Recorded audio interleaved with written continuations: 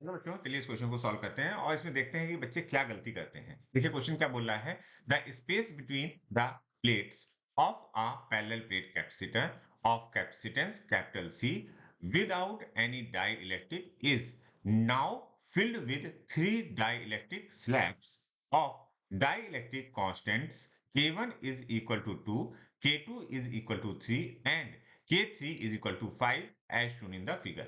If new capacitance is n by 3c, the value of n, आपको n की value find out करनी है इस पर्टिकुलर क्वेश्चन में। तो देखो यहां पर तीन डाइलेक्ट्रिक कांस्टेंट्स दिए हुए हैं K1, K2 एंड K3। तो बच्चे अक्सर क्या गलती करते हैं कि जब इसको ब्रेक कर रहे होते हैं तो कुछ इस तरीके से ब्रेक करते हैं। ये K1 हो गया, ओके, और इसके साथ दो कैपेसिटर इधर बनाते हैं।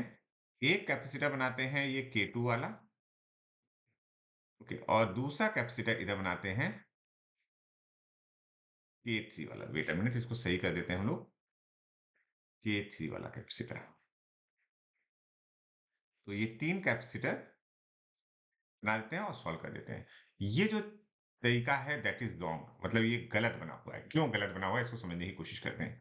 सबसे पहले ये जो लाइन है जो K1 को K2 से और K1 को K3 से अलग कर रही है, this is not a equipotential line. अच्छा, इक्विपोटेंशियल लाइन नहीं है तो इस वजह से, अगर ये लाइन इक्विपोटेंशियल नहीं है तो इस वजह से इस पॉइंट पर जो हम जब इस फिगर को बना रहे हैं तो हम ये मान के चल रहे हैं कि ये वाली लाइन इक्विपोटेंशियल है, यहाँ पर पोटेंशियल सेम हुआ है। तो इस वजह से ये कॉन्सेप्ट गलत है। आपको कैसे सॉल्व करना है, आपको इसको ब्रेक करना है यहां से, ठीक है। इसमें चार कैपेसिटर बनेंगे, K1 और K1 के दो और K2 और K3 का। तो इसको हम कैसे बनाते हैं देखिएगा, यहाँ पर ध्यान से देखिएगा। ये वाला जो कैपेसिटर है दैट इज फॉर K1। इसी तरह से इधर भी एक K1 वाला कैपेसिटर हो गया, K1 डाइलेक्ट्रिक वाला, ओके, और ये हुआ K2 वाला और ये हुआ K3 वाला। ठीक है, इसको हम कंप्लीट कर देते हैं अभी, ठीक है, विद ऑल द थिंग्स।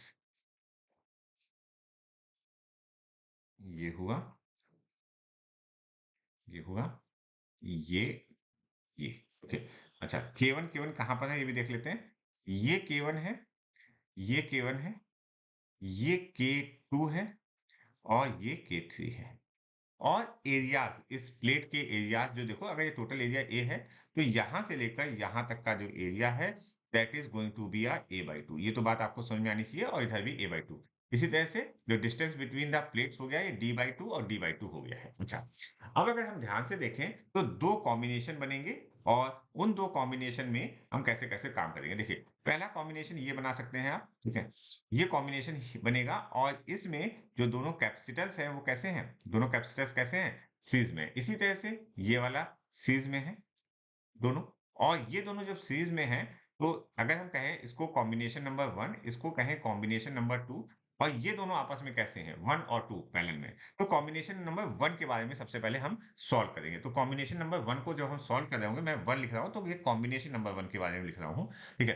तो एक्चुअल में फॉर्मूला क्या होगा, क्योंकि ये सीरीज में है तो हमारा सी जो होगा या सी इक्विवेलेंट का जो फॉर्मूला होता है that is equal to C1 C2 upon C1 plus C2 होता है, ठीक है। ये फॉर्मूला आपको पता होना चाहिए, ठीक है।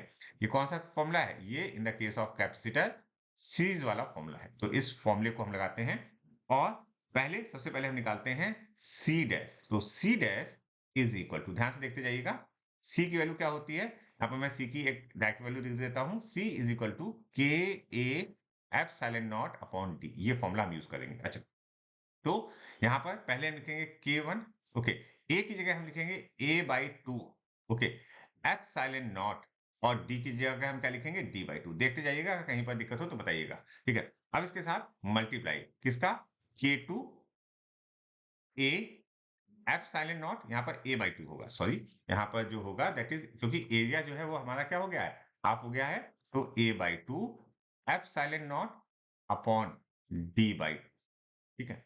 इसी तरह से इन दोनों को ऐड करना है। अब तो हमने क्या लिखा, K1 A/2 epsilon not D/2, okay, plus K2 A/2 epsilon not D/2।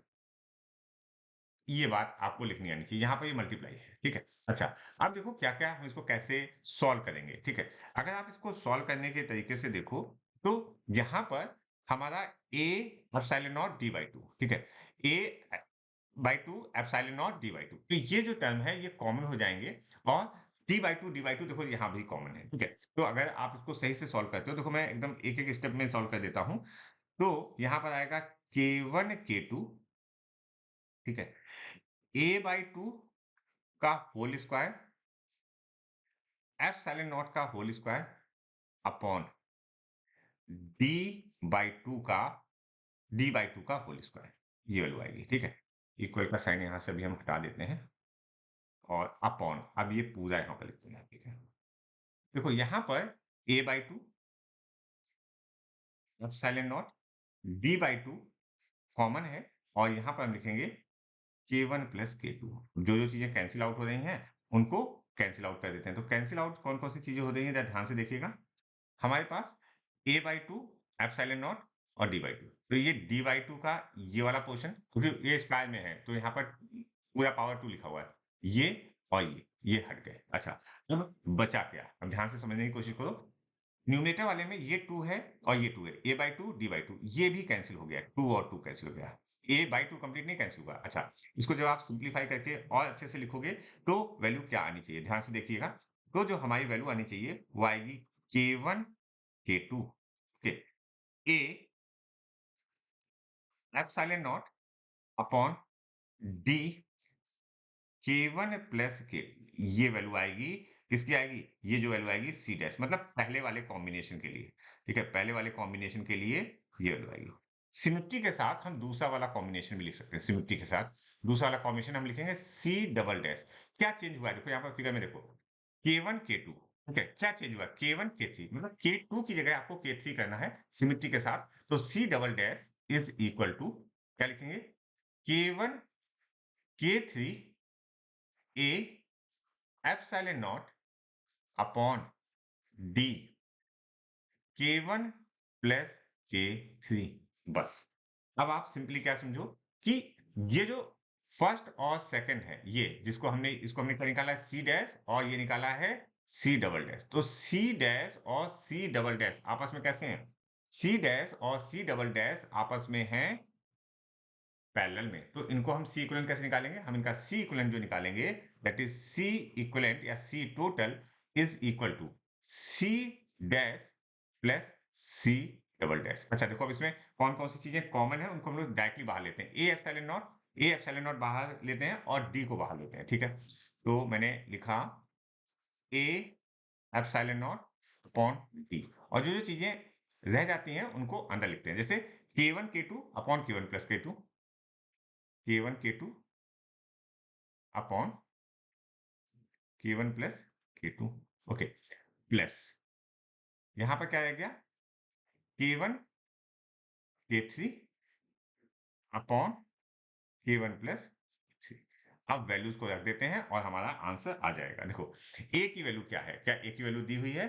A की वैल्यू हमें नहीं गिवन है, ओके। और इस पर्टिकुलर केस में समझने की कोशिश करो, A epsilon naught upon D ये क्या होगा? देखो, इसने क्या बोला है पहले क्वेश्चन में कि जो हमारा कैपेसिटेंस C है फॉर द इस पर्टिकुलर केस में, जब हमारे पास एयर है, तो एयर वाले केस में क्या होता है? C is equal to A epsilon naught upon D। तो C की वैल्यू यहां से मिल गई। इसको हम क्या कह सकते हैं? ध्यान से देखिएगा। इस वाले टर्म को हम बोलेंगे C। इस वाले टर्म को हम बोलेंगे C। तो हमने कहा C in bracket K1, K2 और K3 की वैल्यू एक बार देख लेते हैं। 2, 3, 5, ठीक है? 2, 3 एंड 5, तो मल्टीप्लाइड यहाँ पर करेंगे 2 multiplied by 3 upon 2 plus 3 5 plus, अच्छा, नेक्स्ट जो है दैट इज 2 प्लस सॉरी 2 और सॉरी K1 2 और 5, 2 और 5, ठीक है? तो 2 मल्टीप्लाइड बाय 5 यहाँ पर लिखेंगे 2 multiplied by 5 and 5 plus 2 7, 5 plus 2 7। अच्छा, इसको सॉल्व करते हैं।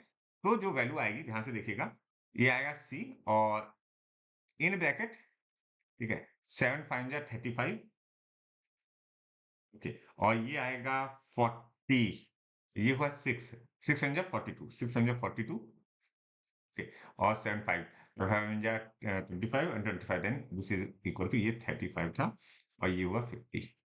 तो यहाँ पर जो वैल्यू आई, मेरे पास जो वैल्यूज़ आएँगी that is 92, 42 plus 50 that is 92 upon 35 सी।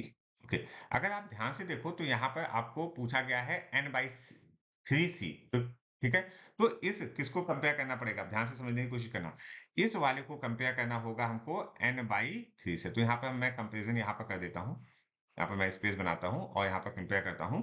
तो मैंने लिखा 92 upon 35 is equal to, okay, is equal to n by 3, okay, n by 3, तो n की वैल्यू कितनी आ गई? n की value I that is 92 multiplied by 3 upon 35, और अगर आप इसको सही से कैलकुलेट कर दोगे, तो ये जो वैल्यू आएगी that is an approximate 8 value आएगी। 7 पॉइंट कुछ वैल्यू आ रही होगी और जिसे हम इंटीजर के टर्म में लाएँगे तो हमारा आंसर आएगा 8।